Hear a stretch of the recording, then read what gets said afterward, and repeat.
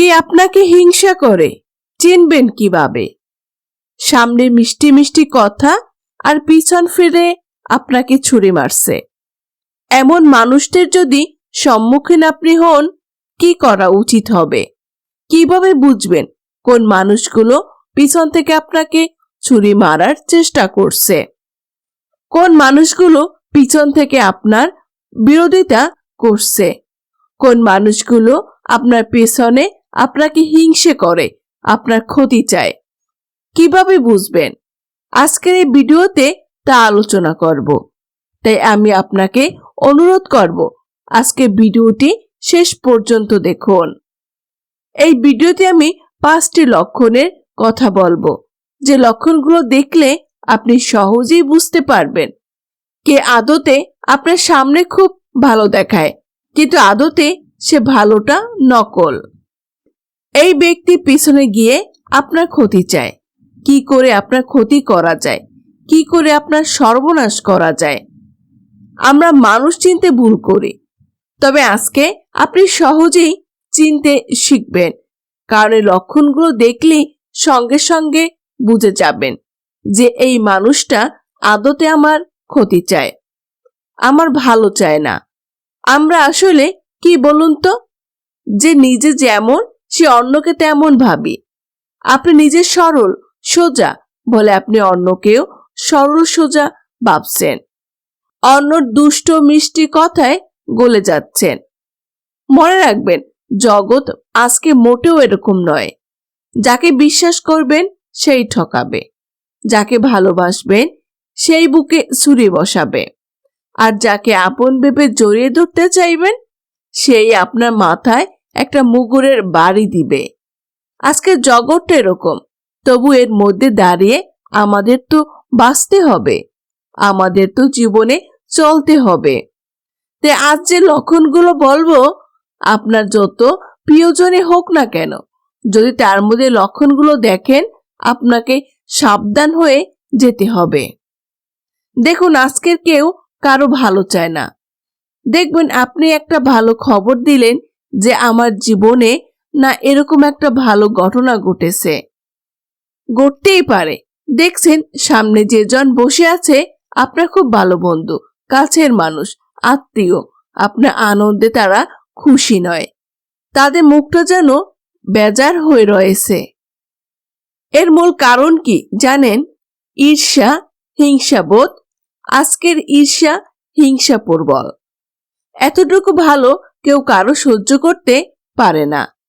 এই ভিডিওতে আপনি বুঝে যাবেন যে এই লোকটি আপনার ভালো চায় না। আপনার চারপাশে এরকম মানুষ গিজগিজ করছে, আত্মীয়, পরিজন, স্বজন, আপনজন, যাদের বলছেন তারা কেউই আপনার আপন নয়, কেউ আত্মীয় নয়। আমরা আত্মীয় কনসেপ্টটা ভুল করে ফেলছি। রক্তের সম্পর্ক দিয়ে আত্মীয় খুঁজে গেছি, কিন্তু আত্মার সম্পর্ক দেখিনি। আসলে আত্মার সম্পর্কই আত্মীয় হয়, রক্তের সম্পর্কে নয়। প্রথম লক্ষণ হচ্ছে গুজব রটানো। আপনার বিরুদ্ধে মিথ্যা কথা বলে, আপনার পেছনে, আপনার সামনে তারা দেখছেন মধুর সব ব্যাপার, কিন্তু আপনার পেছনে গিয়ে দেখা যাচ্ছে আপনার সম্পর্কে মিথ্যা কথা বলছে, আপনার সম্পর্কে বাজে কথা রটাচ্ছে। এরকম হলে 100 হাত দূরে বজায় রাখুন। খুব সাবধান এই লোকগুলো, কিন্তু আপনার সামনে মাখন, পিছনে ছুরি। এই লোকগুলো কিন্তু আপনার সামনে মিষ্টি মিষ্টি কথা বলে ও পেছনে আপনার ক্ষতি চায়, পেছনে আপনাকে ধ্বংস করতে চায়। এটা কিন্তু আপনাকে মনে রাখতে হবে। কখনো কিন্তু এই গন্ডগোলে পড়া যাবে না, এদের কায়দায় পড়া যাবে না। এগুলো কিন্তু আপনাকে একটুখানি বুঝে চলতে হবে। দ্বিতীয় লক্ষণ হচ্ছে একটু মতের অমিল হলেই সাপের লেজে পা পড়লে সাপ যেমন সঙ্গে সঙ্গেই ফোঁস করে ওঠে, ঠিক তেমন করে এরাও ফোঁস করে।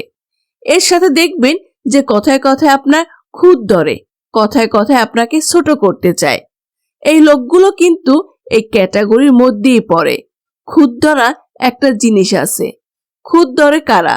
যাদের মধ্যে এমন একটা ভাব থাকে, তুমি ছোট, আমি বড়, তুমি কিছু জানো না, আমি সব জানি, তুমি কিছু বোঝো না, আমি সব বুঝি। অর্থাৎ তোমাকে ছোট করে আমি নিজেকে বড় প্রমাণ করব। এই ব্যাপারগুলো এমন প্রবল থাকে। তাই সাবধান, এই লোকগুলোকে সন্দেহের চোখেই দেখবেন। এগুলো কিন্তু পিছনে পিছনে আপনার ক্ষতি চায়। আর কাছের মানুষ কেমন করে ভুল ধরে, ভালো মানুষ যারা যারা আপনার শুভাকাঙ্ক্ষী, ভুল তো ধরবেই, ভুল ধরা উচিত। ভুল না ধরলে কখনোই ভুল সংশোধন হয় না। তাই যারা আপনার কাছের মানুষ, তাদের ভুল ধরার স্টাইলটা একটু আলাদা। কি স্টাইল? তারা ভুল ধরবে সমবেদনা করে। তারা লোকের সামনে আপনাকে ছোট করে, আপনার ইগোতে আঘাত দিয়ে, আপনাকে লজ্জা দিয়ে আপনার ভুল ধরবে না। তারা কাছে ডেকে গোপনে আপনাকে বলবে যে এই কাজটা ঠিক হয়নি, তুমি না ভেবে দেখো। আপনার বিবেচনা তারা জাগিয়ে দেবে, কখনো চাপিয়ে দেবে না। তোমাকে কথাটা শুনতেই হবে, এটা কখনো হবে না। এই ভালোবাসাগুলো থাকবে, ভালোবাসা মণ্ডিত সংশোধন থাকবে। এবার তৃতীয় লক্ষণ, দেখবেন আপনি লাল রঙের জামা পরলে পরের দিন দেখবেন সেও লাল রঙের একটা জামা পরেছে। আপনি একটা সাইকেল কিনলেন, পরের দিন দেখবেন সে অনুরূপ একটা সাইকেল কিনছে। অনুসরণ আর অনুকরণ দুটোই আছে।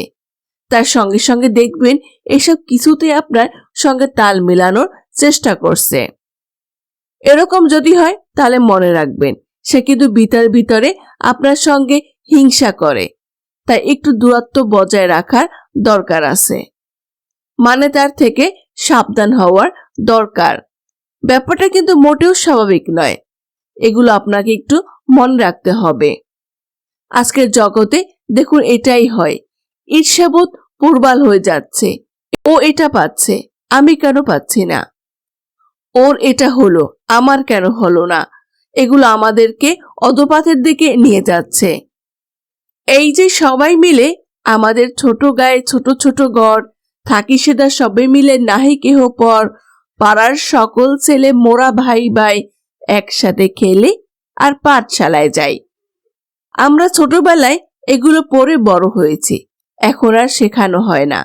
এখন শেখানো হয় twinkle twinkle little star, how are wonder what you are. Twinkle twinkle little star এর মতো সবাই আলাদা হতে শুরু করেছে।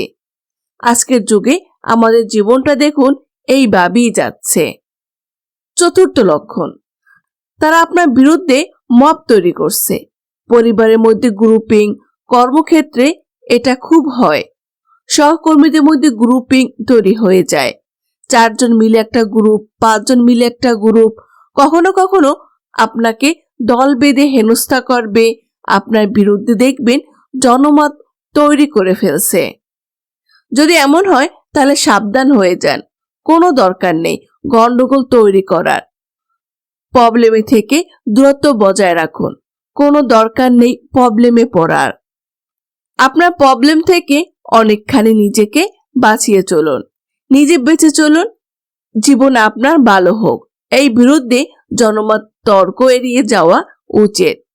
কর্মক্ষেত্রে অনেকেই বলেন যে আমার সহকর্মীরা আমাকে মানসিকভাবে প্রেশার দিচ্ছে, ইত্যাদি ইত্যাদি। এরকম হলে তর্ক এড়িয়ে চলুন, মাথা ঠান্ডা করুন। যারা অপমান করছে তারা একদিন পদোন্নত হয়ে বসবে আপনার কাছে আর স্বীকার করবে। একটু ধৈর্য, একটু সহ্য দরকার। হ্যাঁ, কিছু কিছু জায়গায় এমন আগুনের পরিস্থিতি চলে আসে, সেখান থেকে নিজেকে সরিয়ে নিতে হয়।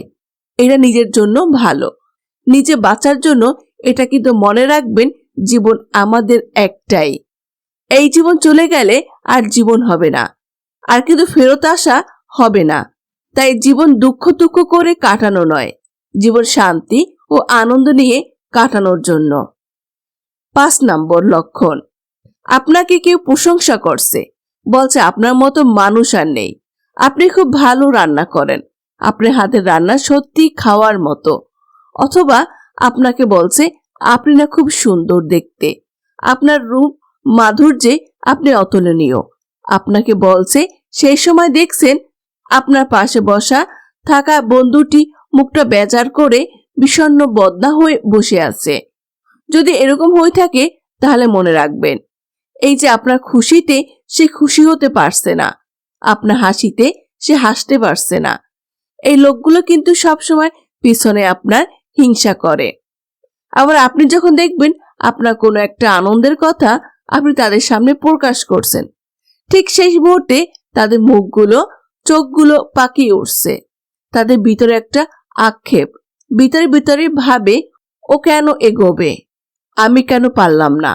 এই লোকগুলো আপনার পেছনে হিংসা করে। কিছু লোক হিংসা করবে। আপনি জীবনে যত সোজা পথে চলবেন, যত ঠিক পথে চলবেন, লোকে আপনার পা ধরে টানবে, টেনে তলায় আশ্রয় ফেলার চেষ্টা করবে, হিংসা করবে, মিথ্যা কথা বলবে, আপনার নামে বদনাম রটাবে। কিন্তু এগুলোর দিকে তাকালে মনে রাখবেন আপনি নিচেই পড়ে থাকবেন।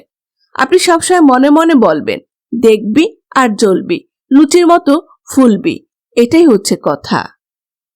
আজকের জগতে সার সত্য হচ্ছে কেউ কারো ভালো চায় না। এই পৃথিবী ভালোবাসতে জানে না, কেউ ভালোবাসে না। সবাই শুধু স্বার্থের খেলা, স্বার্থের লড়াই, স্বার্থের তালে তাল মিলালে সবাই এসে পায়ে ধরবে, পায়ে মাথা ঠুকবে, আর তাল কাটলেই বলবে টাটা বাই বাই, পরে আবার দেখা হবে, এখন তবে যাই। এই হচ্ছে জগতের নিয়ম। এর মধ্য দিয়েই আসুন মানুষ চিনি। ছোট ছোট লক্ষণগুলো মিলিয়ে দেখি যদি আমার জীবনের জন্য এরকম ঠিকঠাক মানুষ নয়, তাহলে সাবধানতার সঙ্গে তাদেরকে এড়িয়ে চলবো।